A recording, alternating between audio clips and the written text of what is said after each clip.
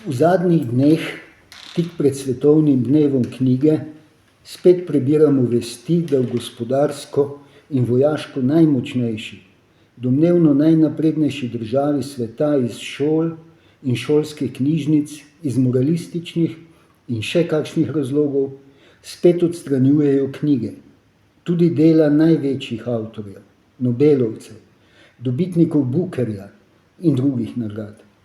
Ravno tako ni mogoče prezreti, da v številnih državah knjige nič manj pomembnih avtorjev niti ne smejo iziti ali jih prepovejo po izidu, umaknejo s trga in tudi uničijo, če se avtorjem in založbam vseeno posreči kakorkoli prelisičiti cenzuro in knjige natisniti. A tudi v Sloveniji je še živ spomin na čase, ko so tod iz verskih in moralističnih ali političnih razlogov gorele grmade knjig. Vse to kljub temu, da so knjige vseh vrst, leposlovne, filozofske, strokovne ali znanstvene, po eni strani temelj in vzgib in po drugi strani simbol, zaščitni znak civilizacije, ne le novoveške, temveč tudi predhodnih civilizacij. Seveda knjige v vseh znanih oblikah, od epa v Gilgamešu, zapisanega na ploščicah iz gline, do knjig v obliki digitalnega zapisa v bralniku. Čeprav je za večino arhetip knjige knjiga, natisnjena na papir, s katero se lahko družimo sede za mizo, leže na kavču, na posteli ali na plaži. Predmet, ki ima svoj vonj in ga je mogoče vtipati, listati in ki že z naslovnico v knjigarni omogoči prvi vtis o sebi, pritegne ali ne našo pozornost. Knjiga je, ko je po iznajdbi tiska postala dostopna vsem, ki so že znali brati, takoj spodbudila dotlej nesluteni razvoj na vseh in še zlasti na področjih književnosti, filozofije, znanosti, skratka na področjih duha. Razvoj je bil z uvajanjem šolstva, ki je skupaj s knjigo omogočilo rast deleža pismenih do skoraj 100% v 20. stoletju, vedno hitrejši. Zato je 20. stoletje bilo stoletje izjemnega razcveta književnosti po vsej Evropi, v obeh Amerikah in drugod, in tudi izjemnega razvoja znanosti in tehnologij vse do danes, ko je razvoju že nemogoče slediti.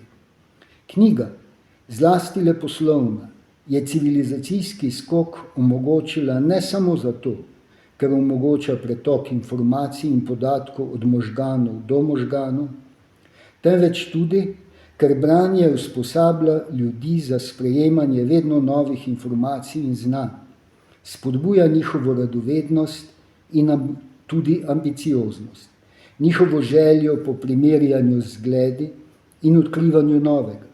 Hkrati pa spodbuja in razvija zmožnost empatije bralcev in njihovo sposobnost za sočutje do oseb iz romanov, povesti, kratkih zgodb ali dram in lirskih subjektov ob branju poezije, kot sočutenje njihovih čustev, travm ali veselja in radosti.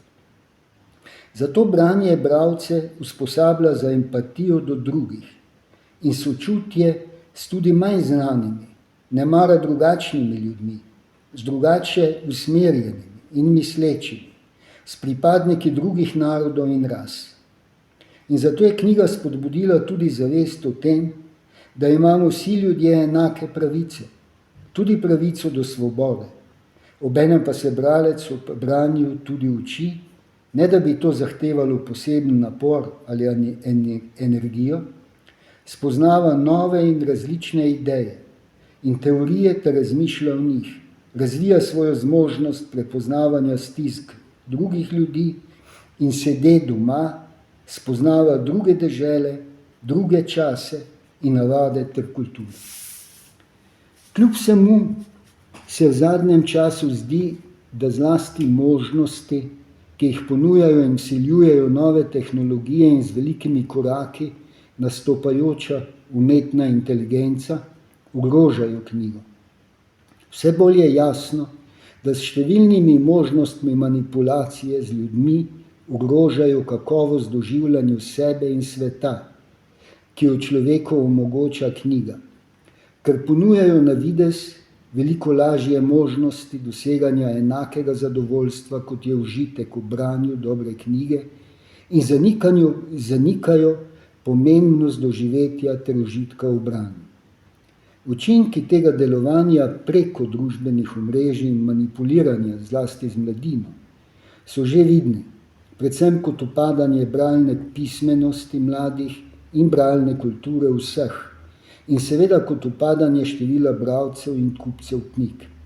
Zato je z vidika ohranjanja pridobitev civilizacije in humanističnega izročila te civilizacije, z vidika družbe kot skupnosti in z vidika ohranjanja jezika kot ključnega dosežka vsake nacionalne kulture tako pomembno, da se vsi, vsaj potencialni bralci in najvišji politični odločevalci, spet zavemo pomena knjige, tako za posameznika, kot za družbeno skupnost v celoti.